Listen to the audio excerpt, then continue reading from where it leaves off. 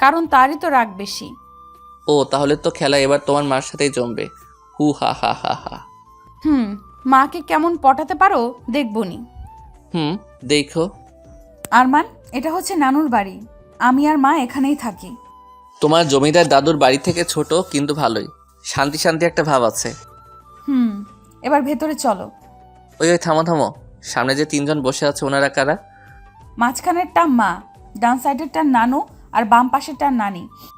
ওকে, মাথায় সব ঢুকে গেছে। এবার শুধু আমার পিছন পিছন আসো আর দেখতে থাকো। ওই আরমান, উল্টাপাল্টা কিছু করো না যেন। মা কিন্তু অনেক রাগী। আন্টি বলে জোরে একটা চিল্লানি দিয়ে নীলার মায়ের পা ধরে শুয়ে পড়লাম। আরে আরে, কে তুমি? এই ছেলে উঠো। না আন্টি, আমি উঠবো না। আরে বাবা, কি হয়েছে বলবা তো নাকি? আগে বলেন আমারে আপনার কাছে থাকতে দিবেন। ঠিক আছে থাইকো, কিন্তু আমার কাছে কেন থাকবা? এত কিছু বুঝি না, থাকতে দিবেন কিনা সেটা বলেন। তা না হলে কিন্তু উঠবো না, এমনি আপনার পা ধরে থাকবো। হুম। আচ্ছা বাবা, ঠিক আছে উঠো, থাকতে দিব। আর একটা কথা। আবার কি কথা? হাতটা বাড়িয়ে দিয়ে বললাম, ফ্রেন্ড। ঠিক আছে ফ্রেন্ড। হি হি হি হি। ঠিক আছে বুঝলাম, কিন্তু তুই হঠাৎ করে চলে আসলি কেন? ও আন্টি, আপনিও না সিনেমাটিক মাগুলার মতো। বাবাকে দেখতে মন চাইছিল তাই বাবা কাছে গেছিল, আবার এখন মাকে দেখতে মন চাইছে তাই মার কাছে চলে আসছে। সিম্পল। তাই বলে যখন তখন এত দূরে যাওয়া আসাটা কি ঠিক? বাবা মা একটু কাছে থাকলেই তো আর এমন দূরে যাওয়া আশা করা লাগতো না। কি বললে? আন্টি আসসালামু আলাইকুম ও রহমাতুল্লাহি ওয়া বারাকাতুহু। প্রথমে এসে সালাম দিতে ভুলে গেছিলাম তো তাই ফিসফিস করে সালাম দিচ্ছিলাম। Sorry aunty. অদ্ভুত ছেলে তো তুমি। আন্টি সালামটা নেন। ওয়ালাইকুম আসসালাম ও রহমতুল্লাহি বারাকাতু। হয়েছে? জি আন্টি। নীলা, ওকে নিয়ে ভিতরে যা, আমি আসতেছি। ঠিক আছে মা। আরমান, ভেতরে চলো। আরে দাঁড়াও না, নানু নানির সাথে তো এখনো কথাই হয় না। কি বুড়ো, কেমন আছো? তোমারে দেখে তো মনে হচ্ছে নানিরে নিয়ে বেশ মজায় আছো। তারপরে দিনকাল কেমন কাটতেছে? ভালো। নানি আসসালামু আলাইকুম রহমতুল্লাহি ওয়া বারাকাতুহু। ওয়ালাইকুম আসসালাম ও রহমতুল্লাহ বারাকাতু। নানি নানুরে একটু দেখা রাখো, তারে দেখে তো মনে হয় না তার যৌবনের পানি ওঠা বন্ধ হয়েছে। কবে দেখবা আর একটা ধরে আনছে। আমি এসব বইরারে ভালো করে চিনি, অন্যরে দিয়ে আর কি কমু। আমার নিজের নানুই একটা জাত হারামি আসছিল, এমন বয়সে আর একটা ধরে আনছিল, সেই কি কাণ্ড। তাই একটু তোমারে সাবধান করে দিলাম। চলো নীলা। আর নানু আসসালামু আলাইকুম রহমতুল্লাহ বারকাতুহু। আরমান, তোমার মুখে কি কিছুই আটকায় না? হ্যাঁ, আর তোমার কি কোনো লজ্জা শরম কিছুই নাই? লজ্জা শরম নাই জন্যই তো এখানে আসছি নাকি? আর আমি যা যা বলছি সব আমার নিজের এক্সপিরিয়েন্স থেকেই বলছি, বুঝলা? আমার নানুও তোমার নানুর মতোই আসছিল, আর ফট করে একদিন আর একটা বিয়ে করে নিয়ে আসছিল। এইসব বইরারে আমি ভালো করে চিনি। এবার ভিতরে চলো, আর খাবার কিছু থাকলে নিয়ে আসো, যাও, অনেক খিদে লাগছে। ঠিক আছে। রুমে বসে খাচ্ছিলাম, এমন সময় দেখে আন্টি সাইড দিয়ে যাচ্ছে। Aunty aunty aunty. বলো। ও সবসময় এমন করে থাকেন কেন? একটু হাসলে কি হয়? এই ছেলে, তুমি আমাকে কতদিন ধরে চিনো? হ্যাঁ, তাই বলতে তো সব সময় এমন করে থাকি। আচ্ছা ঠিক আছে, এখন তো আমরা ফ্রেন্ড তাই না? আপনার সাথে একটা সেলফি তুলি please aunty, please please. Okay. He he he. Aunty একটু হাসেন, মুখটা একটু ডান দিকে বাঁকান। ওই, তুমি তুলবা নাকি আমি চলে যাব? ও থামেন না একটু, হইছে। এই তো একদম পারফেক্ট। আঙ্কেলরে ফোন দিলাম। Hello uncle. কে? আমি আরমান। ও আরমান, হ্যাঁ বলো। আঙ্কেল, আন্টির সাথে আমার ফ্রেন্ডশিপ হয়ে গেছে। বাহ, ভালো, কিন্তু কেমনে? আঙ্কেল আপনি রাগ না করলে কিছু কথা বলতাম। ঠিক আছে বলো।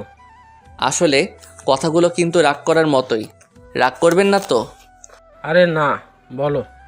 আচ্ছা, মনে করেন আমরা দুইজন এখন থেকে ফ্রেন্ড। হ্যাঁ বলো। ওই ইরফাইন না হারামি তুই কি, হ্যাঁ, এত সুন্দরী একটা বউ রাইখা যৌবনটা হুদাই পার করতেছিস? তোরে তো শালা তুরাগ নদীতে চুবানো দরকার।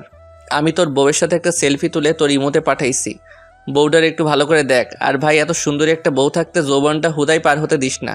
বাই। টুট টুট টুট। জমিদারের পোলারে বকা দিছি, নিজের কেমন বিড়বিড় লাগতেছি, হি হি। যাই হোক, ফটাফট নীলার মা আর বাপরে মিলাইতে পারলেই আমি বাঁচি, তারপরে আরামসে একা একা সিলেট ঘুরবো। আহা কি শান্তি লাগবো তখন। এদিক ওদিক লাফাইতে লাফাইতে একদিন কেটে গেল। রাত্রে ঘুমাতে যাব এমন সময় আঙ্কেলের ফোন। সরি আঙ্কেল, তখন অমনে কথা বলছি বলে আবার রাগ করেন নাই তো? আরে দূর, কি যে বলো না, তোমার ওপরে কি রাগ করা যায়? সেটা অবশ্য ঠিক কইছেন। তবে এই রাত্রে কেন ফোন দিছেন, কাহিনী কি বলেন তো? আরমান, যেমনি হোক তোমার আন্টিকে আমার কাছে এনে দাও প্লিজ। এর বিনিময়ে তুমি আমার কাছে যা চাইবা আমি তোমাকে সেটাই দিব। শোনেন আঙ্কেল, আপনি জমিদার হইতে পারেন, বাট আমি এতটা ছেঁচড়া না যে একটা ফ্যামিলিরে এক করার বিনিময়ে কিছু নিব। আর চিন্তা নিয়েন না, আমি ফিরলে আন্টিকে নিয়েই ফিরবো। এখন ভালো করে ঘুমান, আমি ঘুমামো। বাই।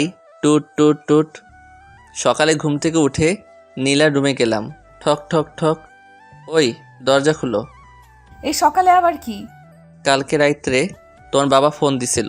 তোমার মায়ের ছবি দেখে তো সে একদম হিহি হয়ে গেছে। হয়ে গেছে মানে? তোমার বয়স হয় নাই, বুঝবা না বাই। এখন যেমনি হোক তোর মাকে একটু ভরকাতে পারলেই কাজ শেষ।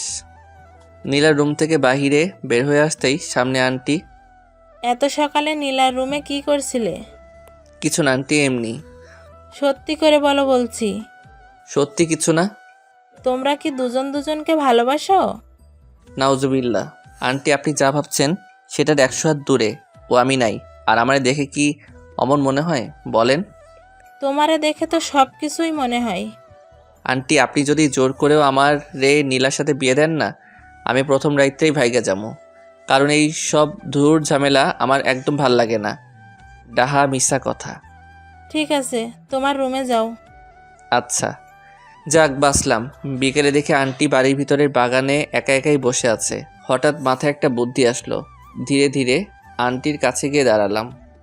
আরমান, কিছু কি বলবা? জি আন্টি। ঠিক আছে, বলো। আচ্ছা আন্টি, এইখানের আশেপাশে কোনো নদী আছে? কেন? আছে নাকি সেটা বলেন আগে। আছে তো। আন্টি চলেন না একটু নদীর পাড় থেকে ঘুরে আসি। আমি যাব না, তোমার যেতে ইচ্ছে হলে তুমি যাও। আন্টি, আপনি না গেলে আমি কিন্তু এখানে আপনার পা ধরে শুয়ে পড়বো বলে দিলাম। আজব, আমি যাব না বললাম না? চলেন না, একটু গেলে কি হয়? আরমান, বেশি জেদ ভালো না, তুমি একাই যাও। আর না হলে নীলাকে সাথে নিয়ে যাও। ও, তার মানে আপনি যাবেন না? না। ঠিক আছে। আন্টি গো আন্টি, চলেন না একটু। আপনি না যাওয়া অবধি পা তো আমি ছাড়বো না, যদি ভূমিকম্প আসে তবুও না। আরমান, পা ছাড়ো বলছি। না, আগে বলেন যাবেন। না। ঠিক আছে, পাও ছাড়বো না তাইলে। ওহ, কথায় কথায় এমন পা জড়াই ধরো কেন? আগে বলেন যাবেন। ঠিক আছে, আগে পা ছাড়ো। না, আগে 3 সত্যি বলেন যে যাবেন। ওহ, ঠিক আছে, 3 সত্যি যাব। হি হি হি, তাহলে চলেন। এখনই? এক্ষুনি। এমন সময় নীলাও এসে হাজির। আমি আন্টি আর নীলা মিলে নদীর চরে হাঁটছি। মা তোমরা হাঁটো, আমি একটু মাছ ধরা দেখব। আচ্ছা। আহা, কি সুন্দর নদী, কি সুন্দর তার পানি, কি সুন্দর বাতাস। এমন সময় নিজের একটা বউরে নিয়ে হাঁটতে যা লাগবে না। আরমান, তুমি কিন্তু আমার হাতে মায়ের খাবা। আমি কি তোমার গার্লফ্রেন্ড লাগি তাই এইসব বলতেছো? ঠিক আছে, সরি। একদম ন্যাকা ন্যাকা ভাব করবা না। আমি আবার কি করলাম? কিছু না। আন্টি, আপনি যদি রাগ না করেন কয়েকটা কথা বলবো। তোমার সব কথাতেই আমার রাগ লাগে, কি বলবা বলো। রাগ লাগলে আর কি করার, বলতে তো আমাকে হবেই। কারণ আমি তো আর আপনাদের মতো না যে সামান্য একটু রাগের জন্য হুদাই হুদাই 17-18 বছর নষ্ট করবো। কি বলতে চাও তুমি? আচ্ছা আন্টি, ওইখানে একটু বসেন। কেন? বসেন না প্লিজ। ঠিক আছে। আন্টি, আমার বয়স যখন 7 বছর তখন আমার বাবা মার ডিভোর্স হয়ে যায়। তার 1 বছর পরে বাবা আর একটা বিয়ে করে, অন্যদিকে মাও বিয়ে করে। তখন থেকে আমি একা থাকতাম।